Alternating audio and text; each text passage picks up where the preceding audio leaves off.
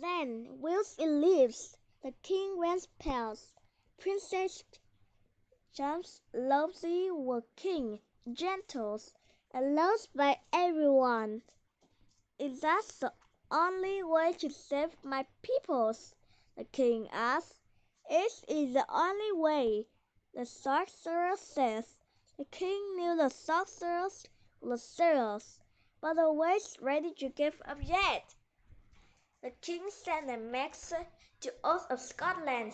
The man who can kill them, Mr. Snowworm, will get help of the kingdom of Princess Jane Lovely as his bride. The king was excited when 36 men came forward. But as soon as they saw the monster, they all ran away. The king was sad. He knew the princess had to be offered up to the star worm, where great gift throughout the land.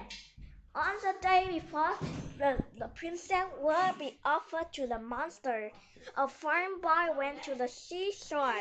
His name was Ashipaddle. All his life Ashipaddle wanted to be a great hero. He was determined to defeat the star worms and save Princess Gem Lovely. Ashipaddle borrowed a small boat. He loaded a bucket of burning coals into it and rowed towards the star worm. As the monster awoke, he slowly opened his giant jaw in a yawn. A great flood of water rose into his open mouth. The boat and Ashipaddle were swept in. Ashipaddle was carried down the star worm's throat.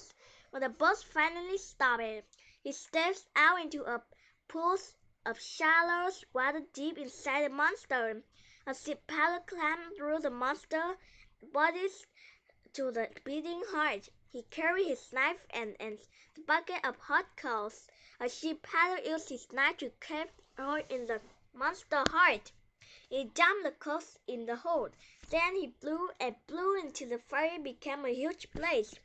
Ashipaddle ran back to him.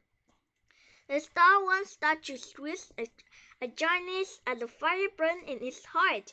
The smoke caused the monster to give a mighty curse. Ashipaddle burst flew out of the star worm's throat and back into the sea.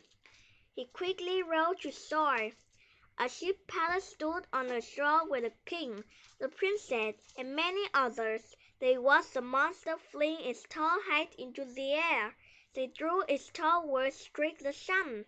The star worm then fell into the sea with such force that its teeth flew out of his mouth.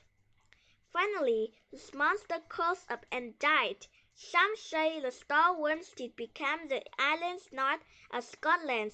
Others claim its great body became the country of Iceland. The king threw a big party in honor of Ashipaddle's victory. Ashipaddle had become a great hero. Ashipaddle and the princess were soon married, and they lived happily ever after.